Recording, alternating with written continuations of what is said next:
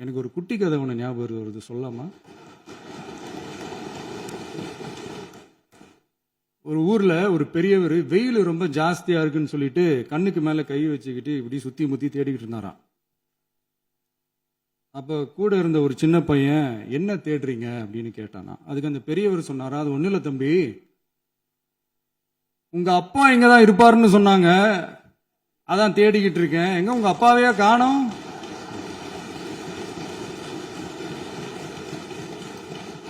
இல்ல, அந்த எங்களுக்கும் நக்கலா நையாண்டியா சம்பந்தம் இல்லாத குட்டி கதை இதெல்லாம் எங்களுக்கும் பேச தெரியும்.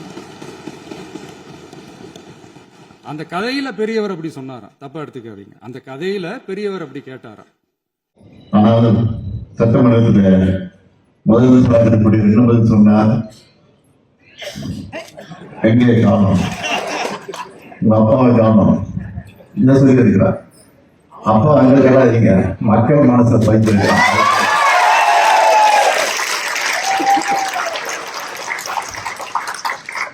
நீங்க தேர்தல் தாக்கமா இல்லை, மக்கள் தேர்தல் நிச்சயமா நான் முதல்ல நல்லா நம்முடைய தலைவரை பார்த்து கேட்கிறார், இன்னும் உங்க அப்பாவை காணும், வருவார், சீக்கிரமா வந்துடுவார் உள்ள. அதுதான் எங்களால் சொல்ல முடியும். எவ்வளவு குறைவாக அவர் சட்டமன்றத்தில் மீண்டும் பொறுப்பேற்பார், அது உறுதி.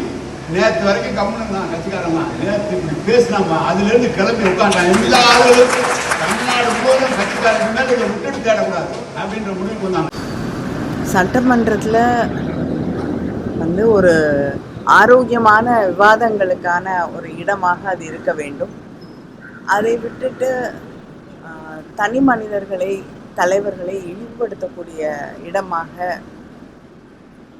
தனிப்பட்ட காழ்ப்புணர்ச்சிகளை பற்றி பேசக்கூடிய ஒரு இடமாக அது மாறிவிடக்கூடாது. எல்லாருக்குமே மரியாதை கொடுக்கக்கூடிய இடமாக, வெற்றி தோல்விகள் அப்படிங்கிறது எல்லாருடைய வாழ்க்கையிலும் சகஜமான ஒன்று. அதையெல்லாம் ஒரு பொறுப்பிலே இருக்கக்கூடிய, உயர்ந்த பொறுப்பிலே இருக்கக்கூடியவர்கள் கொச்சைப்படுத்தக்கூடிய வகையிலே பேசுவது என்பது சரியாக இருக்காது என்பதை உணர்ந்த இடமாக அது இருக்க வேண்டும் என்று எல்லாரும் எதிர்பார்க்கிறார்கள். அந்த எதிர்பார்ப்பு விரைவிலே அடுத்த சட்டமன்ற கூட்டத்தொடரில் இருந்தாவது நிறைவேற வேண்டும். சட்டமன்றத்தில் எழுதி வச்சு பேசியிருக்காருன்னு பாருங்க.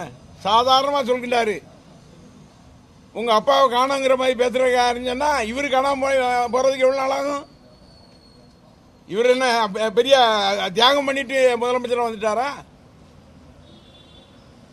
கலைஞரை எங்க தளபதி மரியாதைக்குரிய அண்ணன் மு க ஸ்டாலினை பத்தி பேசுறதுக்கு என்ன தகுதி அவருக்கு இருக்கு?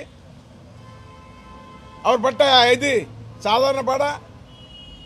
இன்னைக்கு சட்டமன்றத்தில் அவர் மிரட்டினா என்ன திமுக பயப்படுமா?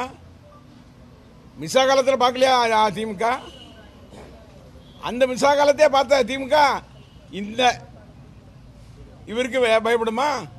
பிளே ஸ்டோர் மற்றும் ஆப் ஸ்டோரில் இருந்து பாலிமர் செயலியை QR கோடு மூலம் பதிவிறக்கம் செய்யுங்கள்.